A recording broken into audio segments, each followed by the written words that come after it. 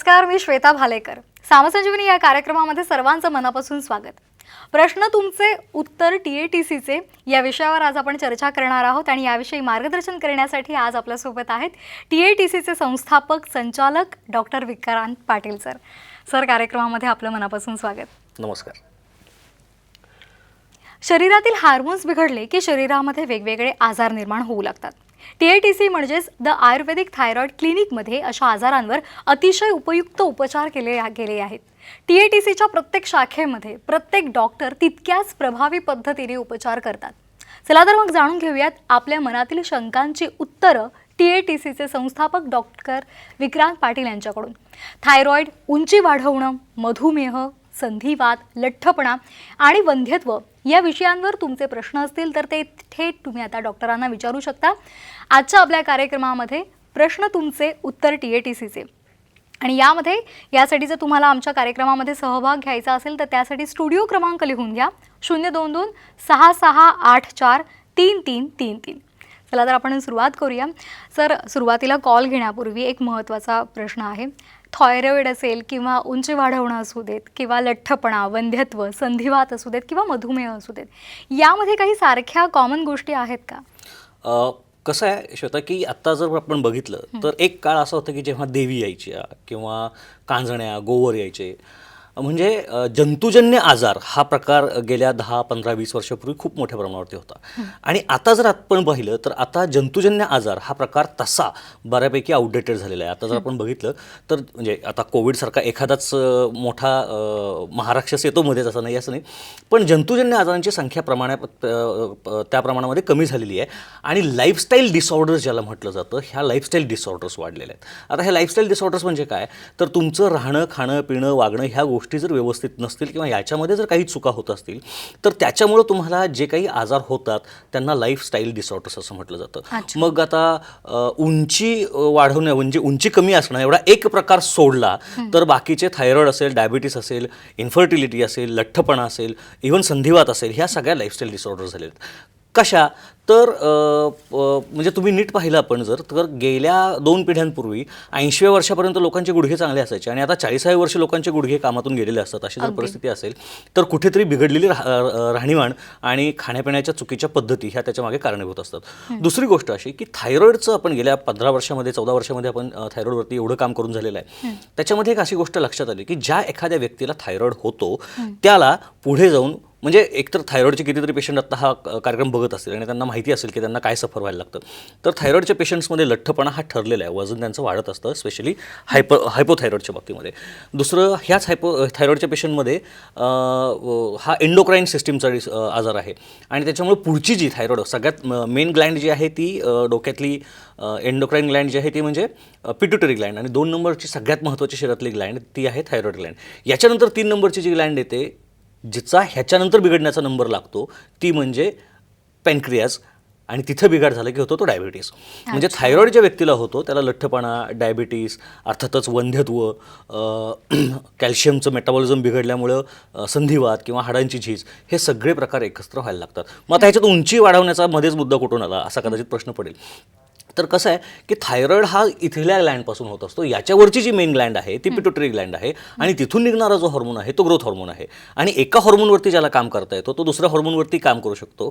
TATC गेल्या 12-14 वर्षांपासून 15 वर्षापासून हे थायरॉइडच्या ग्लँडवरती जसं काम करत आहे तसंच पिट्युटरीवरती पण काम करत आहे. आणि ह्या सगळ्यांमध्ये एकच बांधणारी जी गोष्ट आहे ती म्हणजे हॉर्मोन्सनं व्यवस्थित ठेवणं. ज्याला हॉर्मोन्सला व्यवस्थित ठेवायला जमलं तो डायबिटीससुद्धा ट्रीट करू शकतो, थायरॉइडसुद्धा ट्रीट करू शकतो आणि उंची देखील वाढवू शकतो. वा, म्हणजे हार्मोनचं संतुलन जर योग्य असेल तर संपूर्ण आपलं शरीर हे चांगलं किंवा सुदृढ राखण्यास मदत होतो. डॉक्टर, आपल्याला एक फोन आलेला आहे. नरेंद्र पाटील बोलतायत. नमस्कार सर, बोला, आपला प्रश्न विचारा. टीव्हीचा आवाज आपला कमी ठेवा आणि प्रश्न विचारा. आवाज कमी. हॅलो, हा, प्रश्न विचारा. तर मला डायबिटीस माझे 200+ राहते. बर, ते कमी होत नाही. माझे ट्रीटमेंट सर्व व्यवस्थित चालू आहे पण ते कमी 200+ कमी होत नाही. तुमचं वय किती आहे? 33. तुम्ही काम काय करता? मी व्यापार म्हणजे भुसारचा व्यापार असेल. तुमचा स्वतःचा व्यायाम किंवा शरीराला कष्ट किती आहेत? बसून काम किती आहे? बसून काम माझ्या जास्त नाही आता. जॉगिंग गिगिंग व्यवस्थित. बरं, स्ट्रेस आणि एन्झायटी म्हणजे डोक्याला टेन्शन किती आहेत? असं स्ट्रेस तर तसं काहीच नाही. आणि शेवटचा प्रश्न मला असा विचारायचा आहे की तुम्हाला एकदम स्पीडमध्ये खूप फास्टमध्ये जेवण करायची सवय आहे का? हो. ही सवय फक्त मोडासर साखर कमी व्हायला सुरुवात होईल तुमची. पण त्याच्याबरोबरीनं कुठल्याही डॉक्टरांच्याकडे किंवा वैद्यांकडे मात्र आठवणीनं जा, स्वतः घरगुती उपचार करू नका. अगदी म्हणजे इतकं भराभर जेवणं ही सुद्धा आपल्या शरीरावर विपरीत परिणाम करत असतं. हो, काय होतं की ज्यावेळेला आपण जेवण करतो ना त्यावेळेला खाल्लेले प्रत्येक पदार्थांमध्ये हे असते, शुगर असते किंवा ग्लुकोज असतं. आपल्याला लहानपणी कुठेतरी विज्ञानामध्ये तो एक हे असायचा की कुत्र्यासमोर भाकरी धरली तर त्याच्या तोंडातून लाळ गळायला लागते, ही कुठल्या प्रकारची प्रतिक्षिप्त क्रिया आहे वगैरे असे ते सगळे प्रश्न आपल्याला असायचे. तर आता याच्यामध्ये कसं होतं की ज्यावेळेला आपण खूप स्पीडमध्ये जेवतो त्यावेळेला लाळेमध्ये जे विघटन व्हायला पाहिजे साखरेचं, शरीरात त्या अन्नातल्या साखरेचं, ते होत नाही. त्यामुळं आत्ता डायबिटीसचे कितीतरी रुग्ण हे पेशंट कितीतरी रुग्ण हा कार्यक्रम बघत असतील. मला सगळ्यांना अशी विनंती करायची की सगळ्यात पहिला डायबिटीस जिंकण्याचा सगळ्यात सोपा आणि पहिला मार्ग म्हणजे जेवण हे हळूहळू सावकाश चावून केलं पाहिजे. आपल्याला आपल्या पूर्वजांनी सांगून ठेवलेलं एक घास 32 वेळा चावून खावा, तर तो 32 वेळा चावून खाल्ला पाहिजे. आणि ज्यांना हे न केल्यामुळे ज्यांना डायबिटीस झाला त्यांनी तो 64 वेळा चावून खावा असं मी त्यांना स्पष्टपणे सांगतो. एवढ्यावरती सुद्धा खूप लोकांची साखर कंट्रोलमध्ये येते. अगदी अगदी. डॉक्टर, आपल्याला एक कॉल आलेला आहे नांदेडहून. शांताराम बोलतायत. नमस्कार शांतारामजी, आपला प्रश्न विचारा. नमस्कार मॅडम. नमस्कार, बोला. नमस्कार मॅडम. बोला, हो प्रश्न बोला, विचारा. प्रश्न विचारा. मी प्रश्न विचारते सर. तर मला 2-2.5 वर्षापासून थायरॉइड आहे बरं आणि त्याच्यात आमवाद आहे. बरं बरं, आपलं वय? माझं वय आहे 44. बरं 44. आमवाद कधीपासून आहे म्हटलात? हे थायरॉइड आणि आमवाद म्हणजे सारखंच आहे. आणि हातापायांचे हे जॉईंट आहेत ना हा. ते सुजून जातात. बरं, हो. वजन किती आहे? वजन माझं तरी 45-46 येईन सर. बरं. आणि सांध्यांच्या ठिकाणी विंचू चावल्यासारखं ठणकून दुखतं असं होतं का? नाही, तसं तर काही झालं नाही. पण सुरुवातीला जे स्टार्टिंगला झालं होतं ना, तर ताप वगैरे आला होता. बरोबर. एकदम ताप आला होता आणि सूज आली होती पायांना की मला चालता देखील येत नव्हतं. बरं, थायरॉइडसाठी तुम्ही कोणती गोळी घेत आहात आता? किती गोळीचा डोस काय चालू आहे तुमचा? गोळीचा डोस हे आहे सर की ते आयुर्वेदिक आहे ना आपलं पतंजलीचा, बर. गुगुल वगैरे, बरं गुगुल, सिंहनाद, बरं. या गोळ्या चालू आहे सर पण आता. थायरॉइडसाठी सेपरेट कुठली गोळी चालू नाही ॲलोपॅथीची? नाही. नाही. आधी होते ते बंद झाले सर. पण आता जे दिलं आहे मेडिसिन तर ते आता हेच आहे. बरं, मग आता मी तुम्हाला सांगतो ते नीट ऐका. काय होतं की आपण ज्या वैद्याच्या किंवा ज्या डॉक्टरच्या हाताखाली ट्रीटमेंट घेतोय ना, ती ट्रीटमेंट जोपर्यंत तो डॉक्टर सांगत नाही ना तोपर्यंत बंद करू नये. म्हणजे आत्ता तुमचे डॉक्टर जे काही तुमच्या जिथे तुम्ही ट्रीटमेंट घेताय ते तुम्हाला जे काही ट्रीटमेंट देतात ते तुम्हाला व्यवस्थित पाहून ट्रीटमेंट देतात. त्यामुळे त्यांनी जी ट्रीटमेंट दिलेली ही त्यांच्या दृष्टीने ते योग्यच देत असतात. कुठलाही डॉक्टर, कोणताच डॉक्टर कधीच पेशंटला त्रास व्हावा किंवा त्याला बरं वाटू नये अशा पद्धतीने ट्रीटमेंट देत नसतो. त्यामुळे मी इथून सांगितलेलं काहीतरी वेगळं करण्यापेक्षा आता आहे ती ट्रीटमेंट चालू ठेवा. सगळ्यात महत्त्वाचं, ट्रीटमेंट करताना कोणतीही ट्रीटमेंट कधीही ब्लाइंडली आंधळेपणानं होता कामा नये. त्यामुळे थायरॉइडचे रिपोर्ट जे आहेत ते 2 किंवा 3 महिन्याला रेग्युलरली करत जा.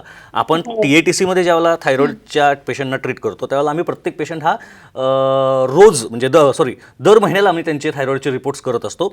आणि काय होतं की आपल्याकडची ट्रीटमेंटची जी प्रोटोकॉल आहे म्हणजे आता त्यांचा जो प्रोटोकॉल असेल त्याच्यानुसार ते ट्रीटमेंट करतील. आपल्या प्रोटोकॉलमध्ये आपण असं करतो की आधी पेशंटला रिपोर्ट्स करून घेतो.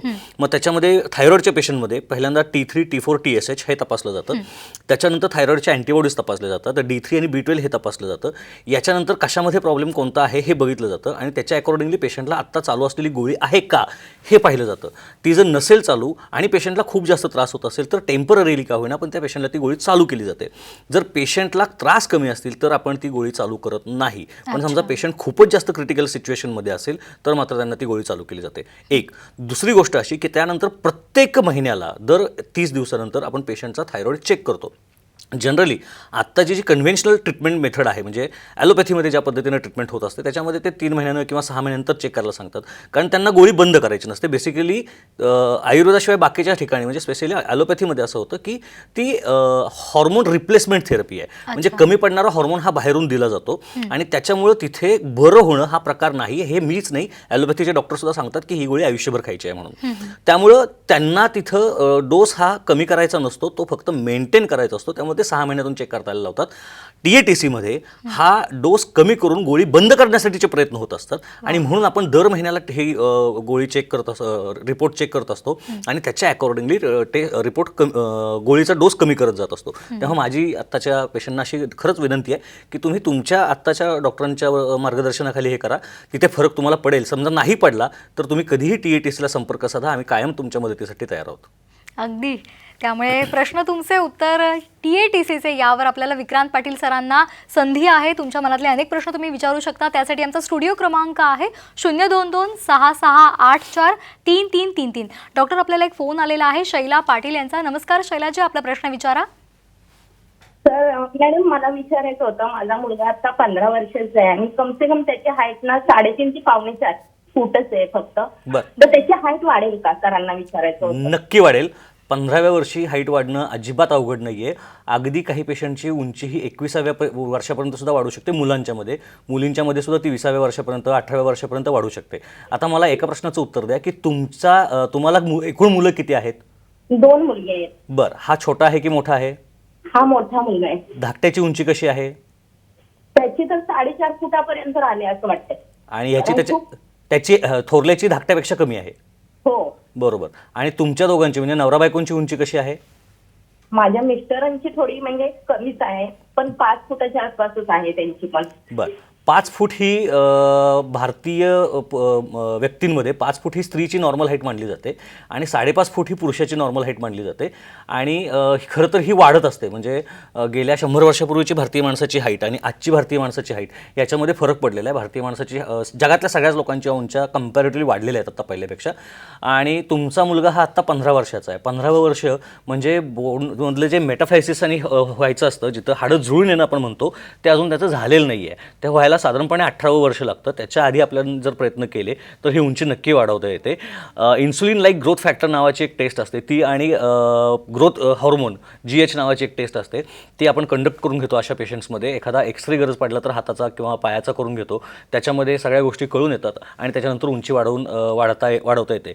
मागच्या 2-1 महिन्यामध्ये मी साधारणपणे 3-4 कार्यक्रम ह्याचे केले उंची वाढवण्याविषयीचे. आणि त्याच्यानंतर जे पेशंट्स आले तर काही पेशंटच्या मध्ये असं पाहण्यात आलं, म्हणजे मी त्याला TV वरती पण सांगितलं होतं की काय होतं की आपण फक्त हे बघतो की आईवडिलांची उंची कशी आहे.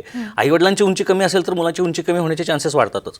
पण हे पण बघितलं पाहिजे की आत्या, काका, मावशी ह्यांच्या उंची कशा आहेत, आजोबांच्या कशा आहेत. कारण प्रत्येक वेळेला जीन्स हे फक्त आईकडून आणि फक्त वडिलांकडून येत नसतात. काही सुप्त गोष्टी असतात ज्या मावशीकडे असतात, आईकडे नसतात. आणि मग आईच्या ती जी स्त्री आहे तिच्या मुलाकडे किंवा मुलीकडे येत असतात. सेम वडिलांच्या बाबतीत होत असतं.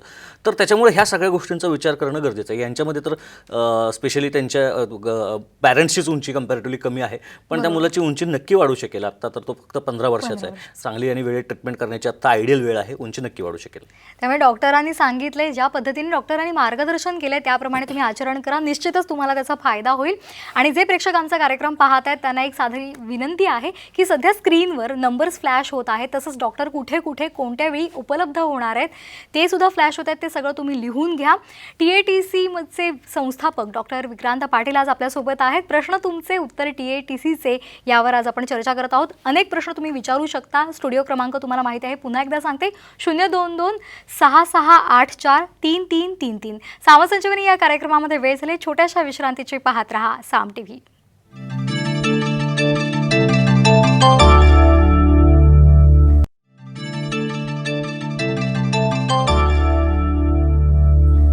सामसंजीवनी या कार्यक्रमामध्ये पुन्हा एकदा सर्वांचं स्वागत. प्रश्न तुमचे उत्तर TATCचे यावर आज आपण बोलत आहोत. तुम्ही प्रश्न विचारत आहात आणि आपल्याला मार्गदर्शन करत आहेत TATCचे संस्थापक डॉक्टर विक्रांत पाटील सर.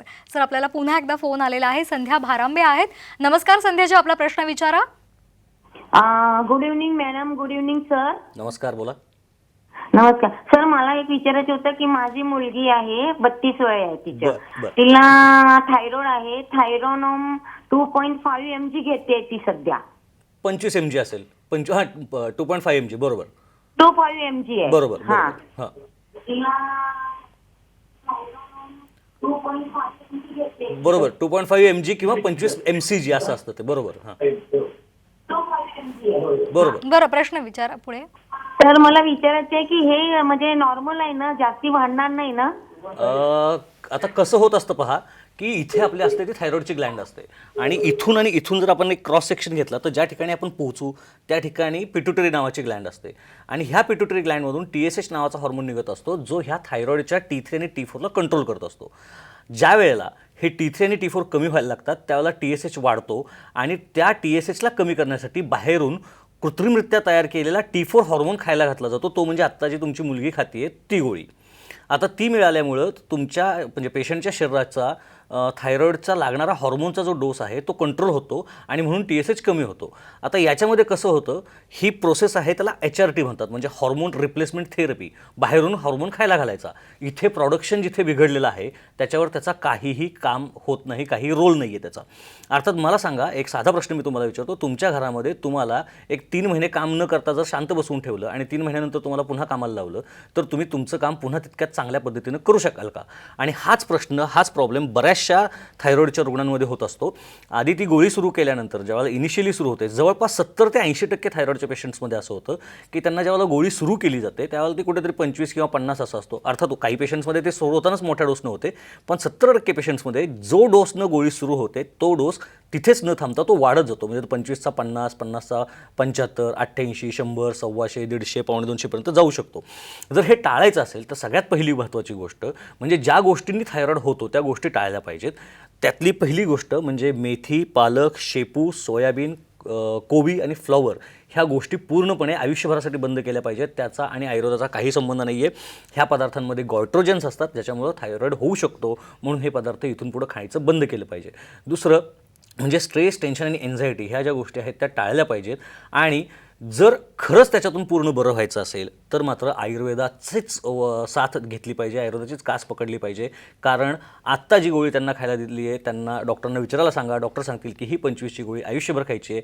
आणि जर ती तशीच ठेवायची असेल, बरं त्याच्यात दुसरा प्रॉब्लेम असा आहे की काही दिवसानंतर म्हणजे ही गोळी चालू असताना त्रास आत्ता कदाचित काही नसतील, पण अजून थोडे दिवस गेले ना की मग अंग जड व्हायला लागतं, सांधे दुखायला लागतात, स्नायू जड व्हायला लागतात, स्नायूंना ताठरपणा यायला लागतो, त्वचा कोरडी पडायला लागते, चिडचिड व्हायला लागते, केस गळायला लागतात, वजन वाढायला लागतं, पाळीच्या रिलेटेड तक्रारी यायला लागतात, नैराश्य यायला लागतं, खूप जास्त मूड स्विंग्स यायला लागतात. ह्या सगळ्या कंप्लेंट्स नंतर उभ्या राहायला लागतात. आणि शिवाय आपण कार्यक्रमाच्या टायटलमध्येच, नावामध्येच जे म्हटलेलं आहे, वंध्यत्व असेल, डायबिटीस असेल, ह्या सगळ्या गोष्टी पुढे जाऊन ओघानं येत असतात गोळी चालू असून सुद्धा. तेव्हा ह्या सगळ्यातून जर बाहेर पडायचं असेल तर मात्र आयुर्वेदाची साथ घेणं हे मात्र खूप गरजेचं आहे. मला हे तुम्हाला सांगायला खूप आनंद होतो की गेल्या वर्षी आपण इंटरनॅशनली आपला एक पेपर पब्लिश झाला ज्याच्यामध्ये आपण TATCचं जे रिसर्च वर्क आहे त्याच्यामध्ये आपण इंटरनॅशनल जर्नलमध्ये आपण पेपर दिला होता आणि त्याच्यात तो पब्लिश झाला. आणि त्याच्यामध्ये आपण असं मांडलं होतं की थायरॉइड हा एक आजार न मानता त्या आजार लक्षणांचा समूह म्हणून मानलं गेलं पाहिजे. हे आत्ता जी मी एवढा सगळा ग्रुप सांगितला ना, एवढा सगळा मोठा ग्रुप, तर तो एका गोळीनं म्हणजे ज्या गोळीनं डोकं दुखायचं थांबणार आहे त्या गोळीनं कानाला चांगला ऐकायला येणार नाहीये किंवा त्याच्यानं पायाची सूज उतरणार नाहीये. म्हणजे शरीरातला वेगवेगळा भाग वेगळा असला तरी शरीर एकत्र आहे हे मानलं पाहिजे. आणि आजारांची जी लक्षणं आहेत ती वेगवेगळी दिसत असली आणि आजार जरी एक असला तरी त्यांना वेगळ्या पद्धतीनं आणि एकत्र पद्धतीनं अशा दोन्ही पद्धतीनं बघता आलं पाहिजे, जे TATC मध्ये होत असतं. म्हणून आपण तो पेपर इंटरनॅशनली दिला होता की thyroid should be dealt as the syndrome and not as a disease. आणि मला सांगायला खूप आनंद होतो की इंटरनॅशनली हा पेपर पब्लिश झालेला आहे. TATCचं आयुर्वेदाचं जे म्हणणं आहे ते आंतरराष्ट्रीय पातळीवरती लोकांनी मान्य केलेलं आहे. आणि मला खात्री वाटते की पुढच्या 5 किंवा 10 वर्षामध्ये फार तर फार जे आत्ता मी वाक्य सांगतोय हेच वाक्य सिद्ध झालेलं असेल. अगदी डॉक्टर, तुम्ही सांगितलं खरंच खूप छान पद्धतीने सांगितलं की थायरॉइड हा खरं तर समूह आहे आजारांचा आणि त्या दृष्टीनं खरं तर उपचार केले गेले पाहिजेत आणि त्यासाठी तज्ज्ञ डॉक्टरांचा सल्ला घेणं सुद्धा आवश्यक आहे. आता सुद्धा तुम्ही लाईव्ह कार्यक्रम आहे यामध्ये थेट प्रश्न विचारू शकता. तर आपल्याला फोन आलेला आहे रवीश यांचा. नमस्कार रवीशजी, आपला प्रश्न विचारा. नमस्कार, बोला. नमस्कार. नमस्कार सर. बोला, प्रश्न विचारा. Hello sir. बोला. नमस्कार, बोला. आपल्या टीव्हीचा आवाज बंद ठेवा आणि प्रश्न मी- विचारा मी सलग. नांदेड रमेश मोरे बोलतो. बोला. तर आमच्या मिसेसला थायरॉइड आहे. बर. हॅलो. हम्म. आमच्या हो आमच्या मिसेसला थायरॉइड आहे बर. आणि तिची ट्रीटमेंट चालू आहे. बर. सगळ्या ट्रीटमेंट आतापर्यंत दिलेल्या आहे तिला. फक्त तिचे काय तो तिच्या जे पेशी आहेत ते कमी जास्त होतात. पेशी म्हणजे कोणत्या? पांढऱ्या पेशी, लाल पेशी? पांढऱ्या पेशी. बर. त्याच्यासाठी बर. वजन किती आहे? वजन आहे बघा 40 किलो. वय? वय आहे बघा 45 वर्ष. 48 वर्ष. त्यांना आधी कधी डेंग्यू वगैरे सारखं डेंग्यू किंवा चिकनगुन्या होऊन गेलाय? चिकून घ्या सांगता येत नाही सर. ते कसं आहे ते थायरॉइड मुळे असल्या मेंटली सारखं वागल्यामुळे ते आम्हाला काही करायला सांगतच नाही ते. बर. नाही, तसं असेल तर आपल्याला मूळ कारणापर्यंत बसावं लागेल, शोधावं लागेल, त्याचं कारण शोधून काढावं लागेल. कारण ट्रीटमेंट डॉक्टरकडे चालू आहे सध्या. बर. पण होमिओपॅथी डॉक्टर म्हणून कोसनीवाल म्हणून आहे. ती एक गोळी चालू आहे, त्याच्या व्यतिरिक्त आणखीन काही दिलं जातंय का त्यांना? नाही थायरॉइडची गोळी चालू आहे आणि दुसरी ट्रीटमेंट पण चालू आहे सर. काय चालू आहे दुसरी ट्रीटमेंट? ते तिच्या ब्लड याच्या बाबतीत त्या पेशा वाढवण्या बाबतीत हो, पण मग चेकअप चालू आहे. त्याचं निदान काय आहे? कशामुळे झालंय ते? ते कशामुळे काही सांगता अजून काही निदान लागलं नाही साहेब. ब्लडची टेस्ट त्यांनी आता औरंगाबादने सांगितलं ब्लडची टेस्ट केली त्यांनी. ठीक. तुम्ही एक काम करा साहेब, तुमच्याकडे आता क्लिनिकचे नंबर आहेत. ज्या दिवशी तुमच्याकडे बाकीचे सगळे त्यांचे रिपोर्ट्स येतील, ते रिपोर्ट्स घेऊन माझ्याशी संपर्क साधा. ते रिपोर्ट्स बघितल्यानंतर मी तुम्हाला जास्त चांगल्या पद्धतीने सांगू शकेल.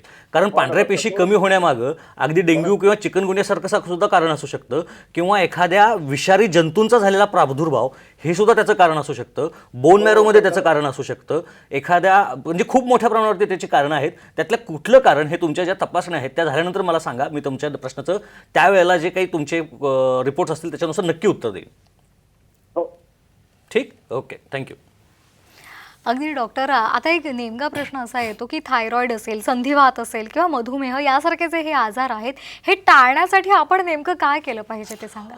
बेसिकली मी सांगितलं की थायरॉइड हे किंवा आता जे हे ज्या सगळ्या आजार, उंची वाढवणं सोडलं तर बाकीचे जे सगळे आजार आहेत हे सगळे काय म्हणू आपण त्याला, लाईफस्टाईल डिसऑर्डर्स आहेत. आणि लाईफस्टाईल डिसऑर्डर्स म्हणजे काय, तर खाण्यापिण्या वागण्यामध्ये होणारे बदल किंवा चुकीच्या गोष्टी. मग ह्याच्यामध्ये आपल्याकडे आयुर्वेदामध्ये असं सांगितलं की ब्राह्मी मुहूर्ती उत्तिष्ठे जीर्ण निरोपे, म्हणजे सकाळी लवकर उठावं. घरी आपल्याला लहानपणी सांगितलं जायचं की लवकर उठे लवकर निजेत यात ज्ञान आरोग्य संपत्ती भेटे. आणि आपल्याकडे आता असं असतं की रात्री 12, 12:30, 1 वाजेपर्यंत आपण कुठेतरी हॉटेलिंग करत बसलेलो असतो. त्याच्यानंतर आपण लेट नाईट येतो, मग झोपतो, मग सकाळी 10 वाजेपर्यंत लोळत पडलेलो असतो. ह्या लाईफस्टाईलना काही होणार नाहीये. म्हणजे ज्यांना हे पाहिजे आहे त्यांना आजार देव मोफत देत असतो. त्यामुळे जे ह्याच्यातून बाहेर पडतील त्यांना त्याच्यातून मुक्ती मिळण्याची शक्यता आहे. दुसरा राहिला प्रश्न आहाराचा, आणि तो खरोखर अतिशय अतिशय विदारक असा प्रश्न आहे. कारण आपल्याकडे ज्या पद्धतीनं औषधांचा वापर केला जातोय, पेस्टिसाइड्स आणि रासायनिक खतं जी आहेत त्यांचा जो काही वापर केला जातोय तो टाळायला हवा. म्हणजे काय, तर नैसर्गिक राहणीमान, मग ते खाणं पिणं असेल किंवा आयुर्वेद असेल, हा अंगीकारला तर याच्यातून आपल्याला मुक्ती घेता येऊ शकते. अगदी डॉक्टर, आपण वेळात वेळ काढून इतकं छान मार्गदर्शन केलं आणि प्रेक्षकांना सुद्धा त्यांच्या प्रश्नांना खूप छान मार्गदर्शन केलं, त्याबद्दल सर्वांच्या वतीने मी आपले आभार मानते. धन्यवाद. साम संजीवनी या कार्यक्रमामध्ये वेळ झाला इथेच थांबण्याचे. पाहत रहा साम टीव्ही. नमस्कार.